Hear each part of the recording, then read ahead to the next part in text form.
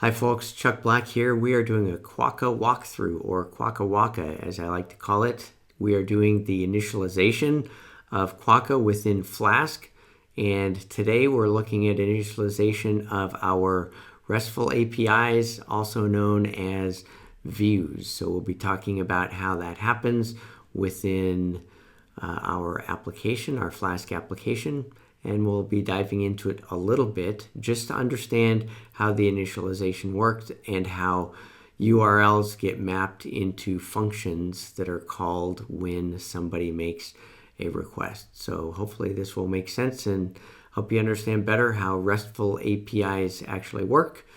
So let's get started. Okay, so we're continuing examining the initialization code in Quokka when it gets launched inside of Flask. And this is the picture that we've seen before this is from the wiki, which is available to you guys. I recommend reading the actual words that go with it. I mentioned we're going to be talking about views. What are the views? Well, basically the views from our perspective are going to be the REST APIs, and you can see down here in the wiki I actually have a description of the REST APIs that are available. I talk about the different types, but of course you'd like to see the picture, so let's go to the picture and see what we're talking about. Here you can see I say REST APIs, also known as views, and you can see that there are a number of them. There's the user interface REST APIs, and those, as you can see from this picture, are going to be used by whatever user interface there is. Now, one of our user interfaces that we're using, the one that you will be using probably exclusively if you're just running the Quokka VM, is going to be the one that I created, and so that is coming in to the REST APIs on Quokka and requesting information about devices, about workers. It's also rendezvousing with requested diagnostic stuff for port scans, trace routes, captures, etc. Those are user interface views. And when you think about the word view, you think about something that you look at, and that actually makes sense. Even though it's just data, this isn't actually providing the framework for this page, but it's providing the data that goes into the graphs, the data that goes into the tables. All of this information is what you get back, and then it gets printed here. So that's from our perspective, from Quokka server's perspective, that's what we're referring to as a view. But typically, we end up talking about all REST APIs as views, or quite often we do anyway. And so the way that I've organized the code is I've made REST APIs that are used by devices, that are used by workers, and that are used by these diagnostic remote worker tools. Also, those are REST APIs, and so those all live within the view code. And so let's look at the code, and you'll see what I'm talking about. This is where we were before. Remember, we did SQL alchemy. We set up the database, pointed it at Postgres, and then we created this thing called database, and that's where we stopped as of the next lesson. And this is what we're going to talk about today.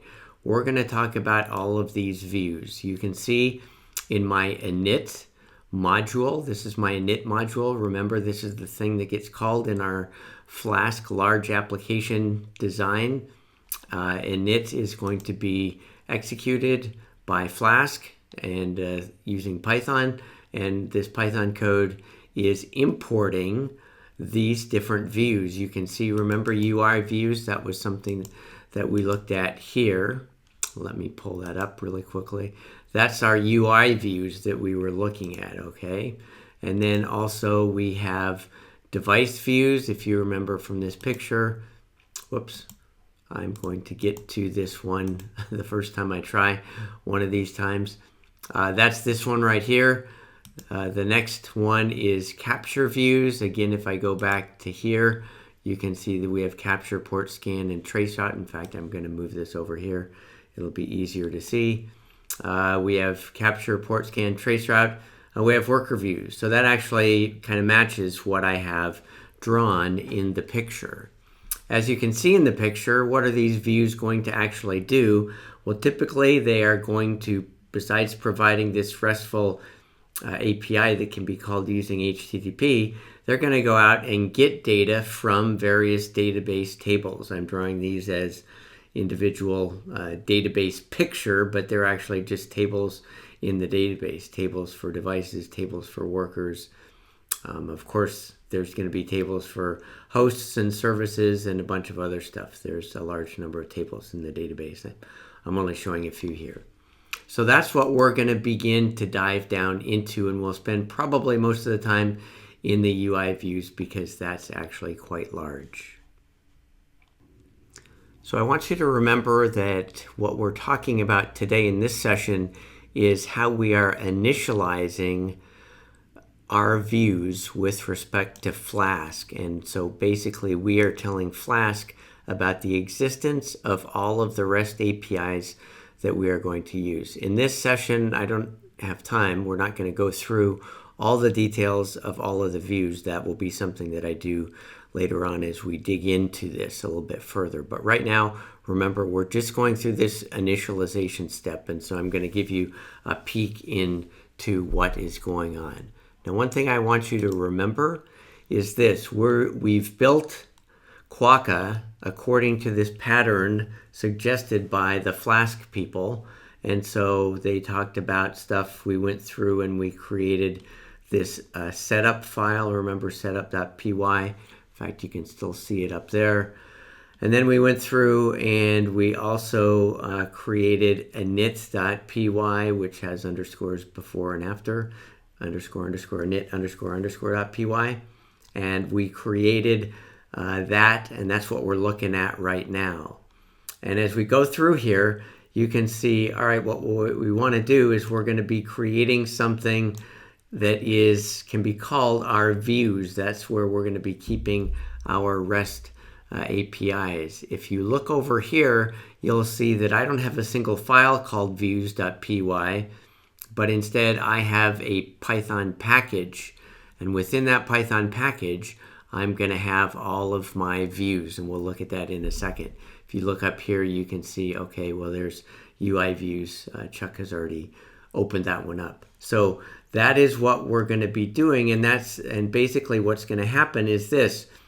We are going in our files, we're going to be importing our application, and then we're going to be using that application to specify our REST APIs. That's what this does. And so our initialization is going, in the context of this, is to import in order to let Flask know about the REST APIs that we want to be part of this Flask web application that's going to be spun up. So when somebody comes in and makes a request, they can do that. And we'll look at the details of all of that and use it more as we go through this walkthrough. But for right now, just understand this is where I am declaring, in effect, even though you don't really declare things in Python, this is where I'm specifying the RESTful APIs. So let's look at the code here. So let's see what we are importing. I'm really talking about these ones right here. We saw it in the picture. I'm going to do Control B, and I'm going to say take me to UI views. Now you can see here that this is a pretty big file. There are many lines in this particular file. There are many APIs that are used by our user interface, and that's what this is doing. Now, by the way, we've looked at this before. We like the green check mark. We're not crazy about the warnings.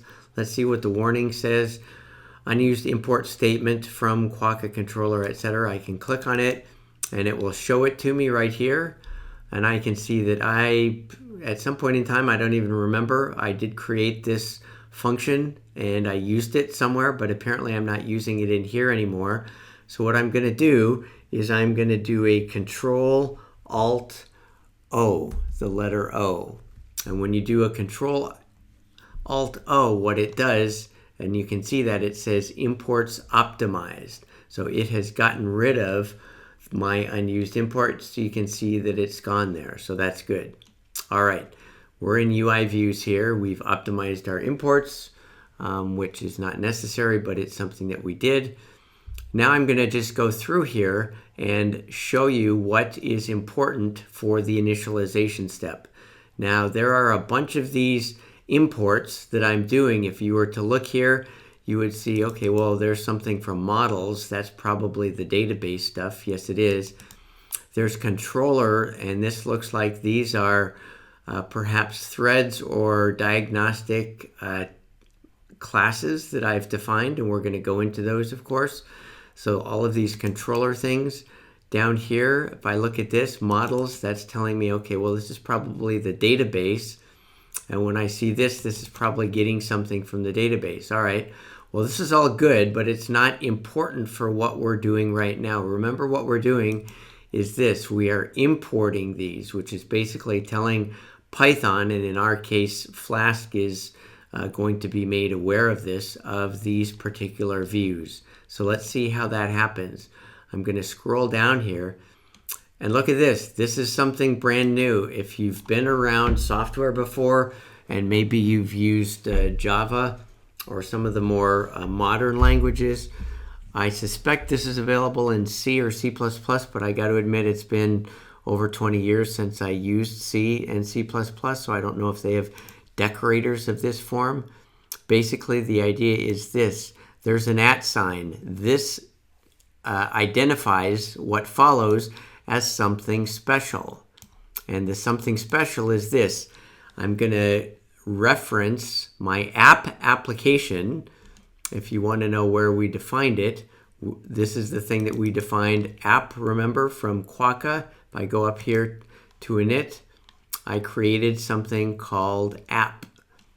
Here it is. It's my Flask application, okay? Now, those of you with eagle eyes may have noticed something a little bit strange, and this has to do with the way that Flask is designed and the way that Python does imports, etc. I said from Quokka, import app.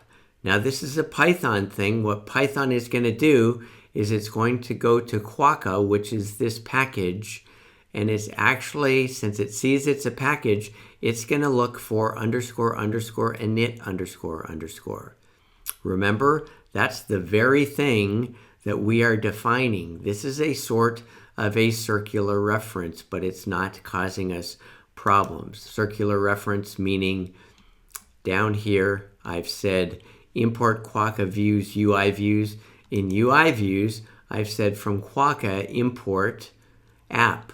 Now this, in this situation, this is not causing a circular reference problem, but I'm just highlighting it so that you can beware to be just cognizant of these things that might happen. In fact, if you recall, right here on the page where with large projects, there's discussions of circular import. So we don't have to go into that right now, but I wanted you to know where app came from. So remember, we're down here at the decorator. We're going to say app.route. Why is it called route? If you're a networking person, this has absolutely nothing to do with networking. It has everything to do with the URL that is going to be used.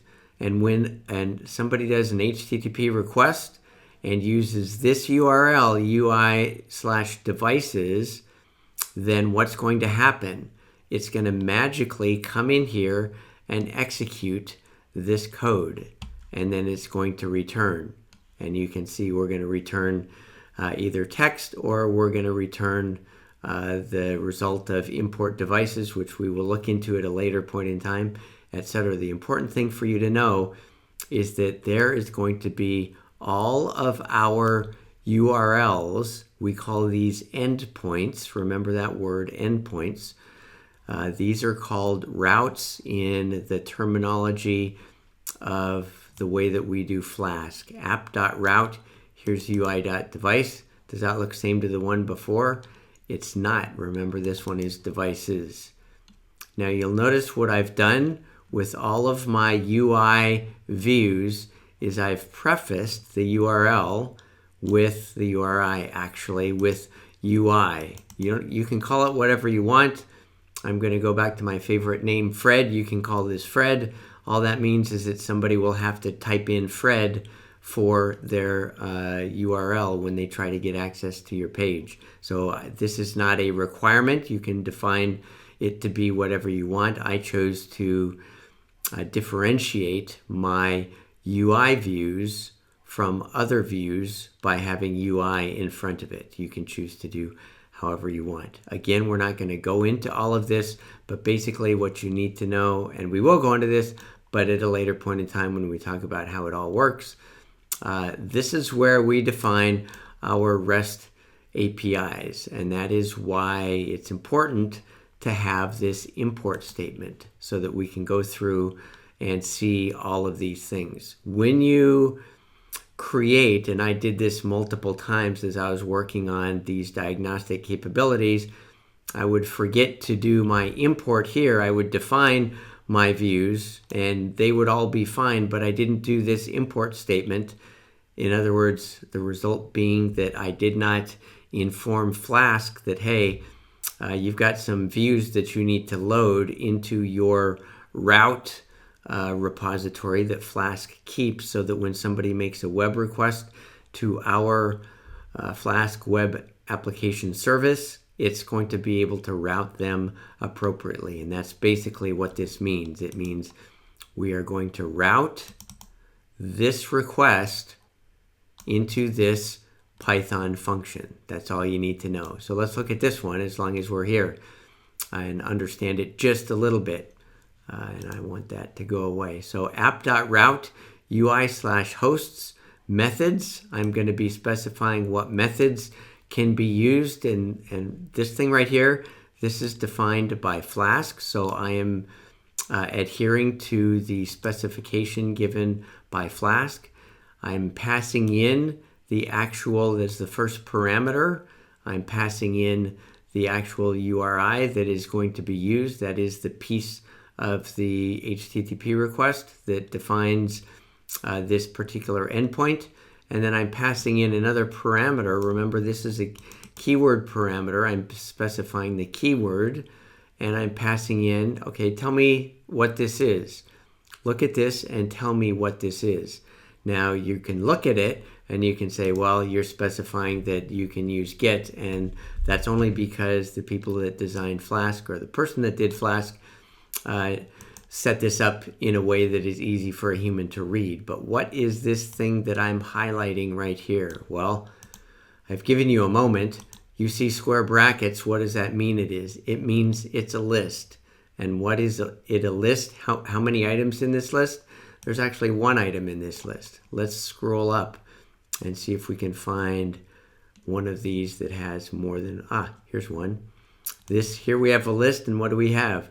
We have two things in the list. These are strings. One is the word get, and the other is the word post.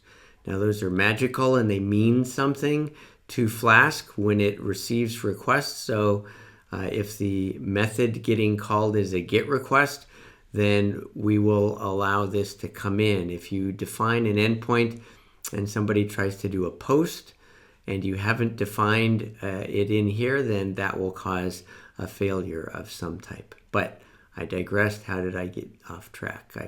I keep distracting myself and going off on tangents. So here we are. UI hosts method is get.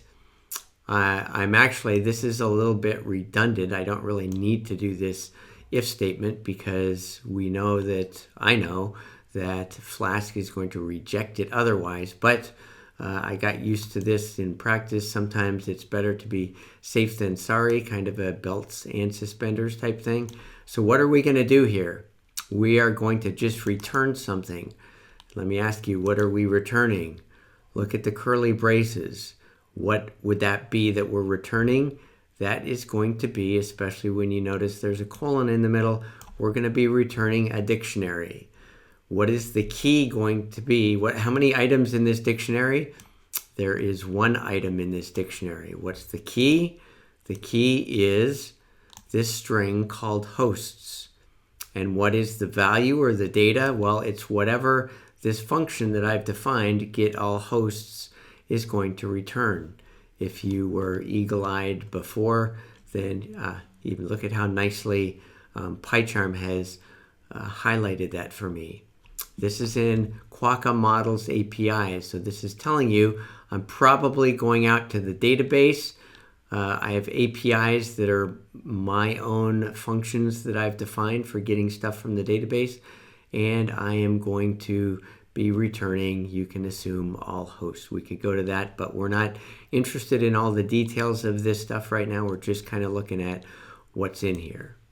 So this is the UI views. Now, if we were to go back, we know that there's more than that. Here are device views. Let's go down to device views. Device views, once again, you can see I have app.route, and this particular device view is register. I'm not actually using this at the moment. It is for future security and only allowing devices that have registered to actually make requests and some type of authentication, etc. So we can ignore that particular function. Here we see device heartbeat. So this is where when a device, remember I did that SD-WAN stuff? That's the only case where we have this, in case you're confused.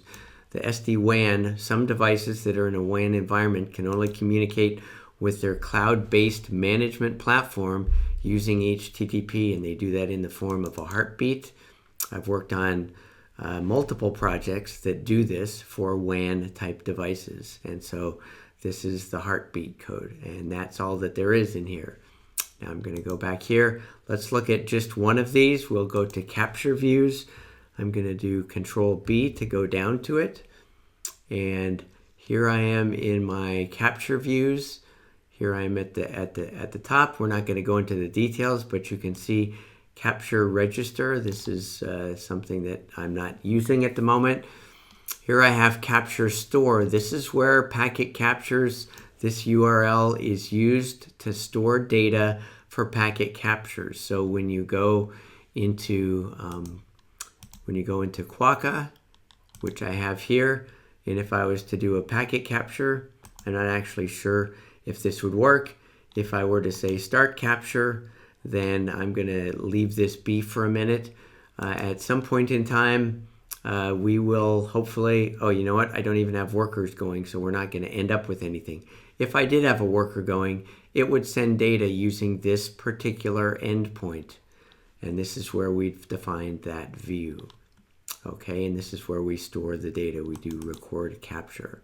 All right, and trust me, I'm going to go into this later on. The last one would be worker views. Remember, we talked about remote workers.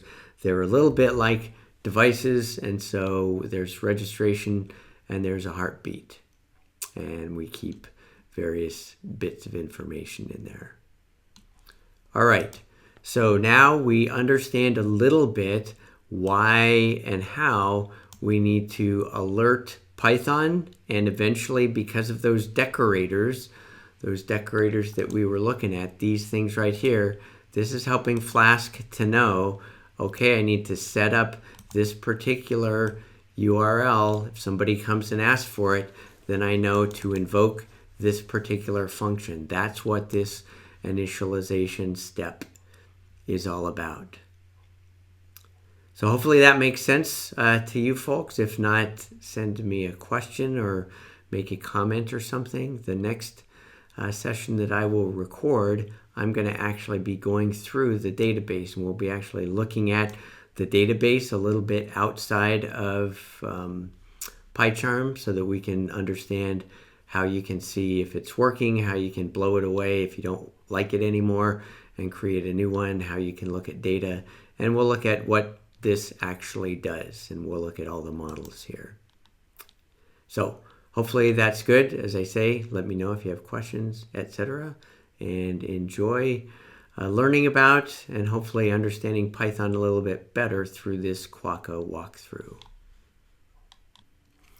Okay, so to wrap up quickly, let's review what we talked about. We are in this initialization phase. We have our Flask application getting started, and we are trying to let Flask know about the REST APIs that we are going to be using.